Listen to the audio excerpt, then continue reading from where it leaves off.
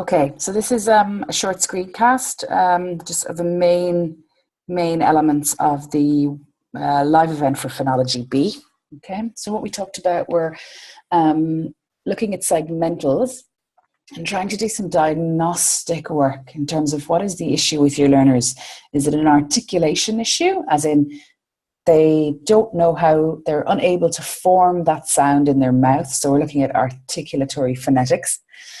Or is it that they don't recognize that that spelling combination is realized in that particular way? So they don't recognize, for example, that the CH in chocolate is a ch sound as distinct from a sh sound. Yeah. So they may know how to make the ch sound physically, but they may not recognize that CH is produced like that. So looking at whether it's articulation or spelling, the way that you want to deal with that in your class is going to change. Yeah. So just looking at some practical ways that you can deal with these issues. So if we identify that it is indeed an articulation issue, what kinds of things can we do for our learners? Well, the first thing we can do is we can describe how that sound is made in our mouths. Yeah. So there's a lot of language in Kelly that would help you with this. Obviously, if you speak your learner's first language or share your learner's first language, there's absolutely no reason in the world not to do this in the learner's mother tongue. In fact, there's plenty of arguments to say that it's a much more sensible thing to do if that language is available to you. Yeah. Otherwise, we can do it in English, of course. So we can describe it. The other thing, of course, we can do is we can demonstrate it. So we can show them what to do. So look at me and copy me. Yeah. More difficult for certain sounds, obviously, velars. It's difficult to demonstrate the tongue rising, the root of the tongue rising up in the back of the mouth. But we can demonstrate certain sounds, obviously. Our labiodental fricatives and bilabial plosives are relatively visual sounds in terms of their articulation. Yeah. Another thing we can do is we can draw it for our learners. This picture on the right-hand side, sort of a cross-section of the mouth. I presume you've seen this image before.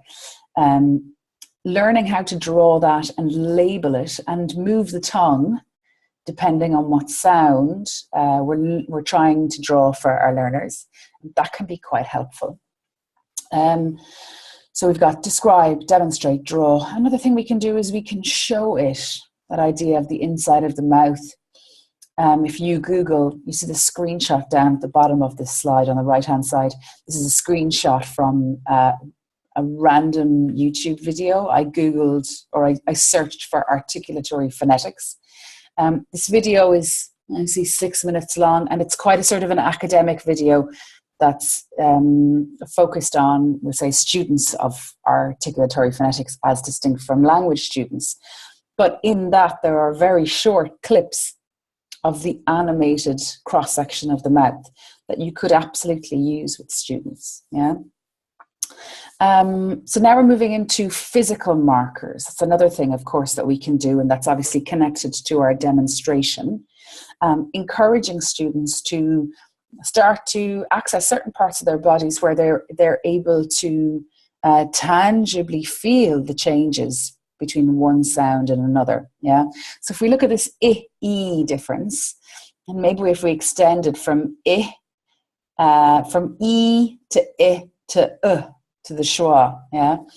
I think about my cheeks. Yeah. The little soft patches of my cheeks, and I have my fingers. If I smile quite wide and do an E sound, I feel like I've got little hamster cheeks. Yeah. So E, and then if I go I, they kind of drop down a little bit. And then if I go to they drop down even further. So one thing we talked about in the session was maybe like E is like too much Botox, I is just enough, and is, oh, I really need to get my face done, and we get some more Botox in there. Yeah. So the idea of like getting students to feel that, obviously we can get them to think about their lips and how spread they are or how neutral they are. What's the distance Can you put one finger on the corner of your lips and feel that dragging out and back from E to I to U? Yeah. Feeling where our jaw, how far down our jaw is dropping. A nice way to do this sometimes is to stick, you know, the little socket notch that's in front of your ear. You get the students to kind of jam their fingers in there and go from E, where it's quite closed, to ah, where it's quite open. And they'll actually feel their fingers sort of start to sink into their skull a little bit as the jaw drops. Yeah. In terms of voicing, things like putting their hands on their collarbone, on their voice box, just around their jawline, on their temples, on their, just underneath their eyes, sort of on that, any place where you've got sort of bone relatively close to the surface, bone kind of plates, is where you're going to feel that resonance. Back of the head, just ask them to put their hands on the back of their head, and you can feel with the I can feel that coming through into the back of my head. Yeah. So getting the students to explore all that. Obviously, we have to be aware of how that is culturally sensitive and culturally appropriate. In certain markets, in certain contexts, I'm going to be very happy for learners to, you know, put their hands on my cheekbones to compare theirs with mine. Yeah. In certain contexts, that's not going to be appropriate. Yeah. So just thinking about what's appropriate to your context. Another thing you can get students to do is encourage them to lip read. I guess this goes a little bit with our demonstration point above. Something that we do a lot in our first language without even thinking. But encouraging them to exploit that skill. What can we see on the outside that's going to be able to help us to hear? Yeah. Oftentimes when students get frustrated with not being able to hear something, sort of the wall comes down and they can't get past that, and they just get frustrated and say, I can't hear that, I can't hear it, I'm never going to be able to say it. But if you can focus them obviously on sounds that are externally visible, on things like a f, can you say, okay, well, look, what could you see that would tell you that would be a f sound? Yeah, so you can see your teeth resting on the top of your lower lip. Ah, okay, so it's not a th, yeah, which would look differently. So encouraging them to focus on just the visual. Yeah, the use of mirrors in classrooms is incredibly helpful. Again, it goes along with this demonstrating element. I often think what's very useful for learners that are finding it quite difficult in terms of production is to have a slightly wider mirror where you can stand beside them and they can compare very closely what you're doing and what they're doing in one image. So they can see you and themselves right beside each other. Because oftentimes the thing they think they're doing with their mouth is actually not what they're doing with their mouth. Yeah, they think they're doing it correctly, but they're not. And they don't understand what's going wrong. So being able to see those two visuals side by side, your mouth and their mouth, can be very helpful. And in that light, the use of smartphones is something here that could be very helpful. Taking selfies, either video or images, getting them to go around and, you know, there's lots of activities they could do where they take photos of each other and then they have to guess what sound was the other person making? Or it's just a recording. Yeah, they compare side by side, my th with their th, and then they do it with their classmates. Yeah. So there are some ideas for sort of working on studying, I suppose, this articulation issue. Yeah. So moving on then to spelling issues, where we know how to make the sound, but we don't know how these certain spellings are realized. Thinking about the difference between written and spoken. Things that we can do, thinking initially about how we record language. So this blue image on the right hand side is sort of a mocked up idea of a classroom poster. So students might identify that, okay, we've learned the sound, teacher, thanks very much. We've worked on all our articulation stuff. Or actually, we have it from our own language, but in our own language, it is always written with these two letters, yeah, or with this one symbol. It's always written like this. But of course, in English, it's not like that, teacher. And so it's very difficult for us to remember what spellings make that sound. So we're going to make a class poster, and we're just going to harvest language as we go through the class and go through the weeks, in fact. Yeah, so we leave that poster up with the sound, and every time we come across a new spelling, we say to someone, oh, okay, that's not that sound, that's an sound. Actually, lovely, Lenka, could you go over and put that on the poster now and put it with the other words? Because we haven't had a you or word before, or we haven't had an I or word before. So let's put that on the poster. You will see as the weeks go by, students will start to recognize how the patterns are starting to form, and they won't need to record every version of that spelling combination. Yeah, they'll start to get it after a while. A couple of examples will be enough. This is obviously something that can be done in a class poster way. It could also be done at the back of a notebook. Yeah, let's identify the sounds that have tricky spellings, and let's make one page for each one at the back of our notebook, and let's record.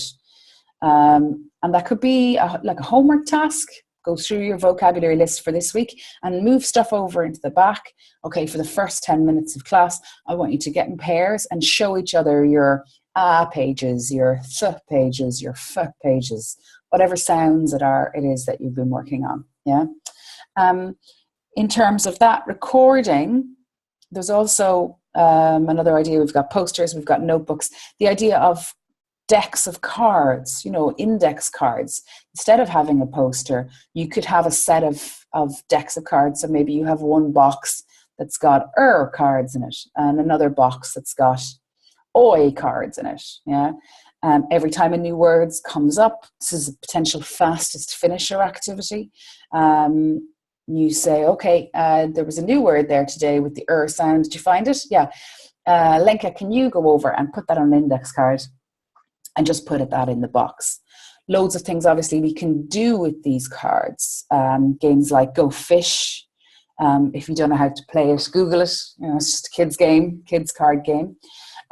Things like Grab the Sound. So they're working on their receptive skills. You put all the cards out facing up, and you say the sound, and they have to, first person to grab a word that has that sound gets to keep the card and have a point. Think about any card games that you might have played as a kid, and how they might be, they often serve as very good templates for these kinds of activities. Yeah. Another one would be an odd one out, which could be done as a receptive task, either listening, or it could be done as a reading task, and they have to sound it out in their head. So you could have post-its. You could obviously do it from the top of the class, call out the words, and they have to recognize which one. It's quite lockstep. It's quite controlled. Another nice way to do it might be to put post-its around the room with 3 words. So there's an example. We're working on maybe CH spellings, and you put champagne, chandelier, and chocolate on one post-it. And they have to go around and sound them out. And they have to say, okay, post-it number 2, the odd one out was chocolate. Yeah, it's not chocolate, it's chocolate. Yeah. So you could have 10 or 12 of these, yeah, around the room, 10 or 12 post-its, and they have to go around maybe with a buddy. You could pair them up, yeah, if they're not that confident, and let them sound out quietly with each other. Or if you think they're able for it, they could do it by themselves, and work on that sub-vocalizing skill. Yeah. Another idea is find everyone who. So you go back to our card decks and give out cards. Let's say you have a group of 20. You have 5 groups of 4. 5 groups of 4 cards. Each group has a different sound represented in it. So there's 4 cards, 4 oi cards, 4 a cards, etc., etc. You shuffle them up and give them out randomly. The students then have to mingle, compare their words with each other, and they have to find everyone who has the same sound as them. So they have to find their 3 buddies and make their group of 4 as quick as possible. and sit down together and compare what words they have. Yeah. Obviously, bingo is a nice one. Something that the students could do, getting students to make bingo cards, and getting students to call out the words for each other and practice. And another idea is making your own tongue twister. Yeah. And those cards could come back out. If you think they're particularly weak on any one of those sounds, you could have them making their own tongue twisters with those sounds. Turn them into Chinese whispers. So they have to pass them up and down. So there's obviously, this is by no means an exhaustive list, but there's lots of ideas there for you guys to play with, and hopefully you find them useful. One resource I'll point you to just before I finish is the back of Kelly. If you look at there are a lot of tables there with sort of spelling and pronunciation rules, which could be, I always think they're incredibly useful resources and things that could very easily be made into card type games. Yeah. So have a look at those, and yeah, thanks very much.